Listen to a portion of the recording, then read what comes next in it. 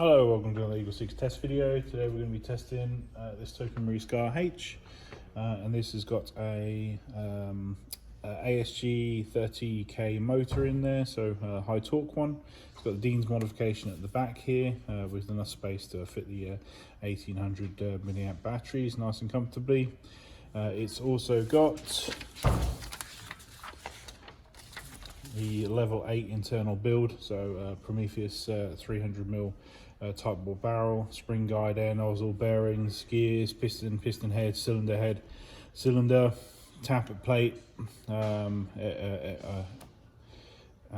So it's got the Firefly hop rubber flat hop setup that's in it, so with the flat nub and the Firefly hop rubber, and it's got a Gate Titan basic and obviously an EagleSix NGRS upgrade spring, the 95.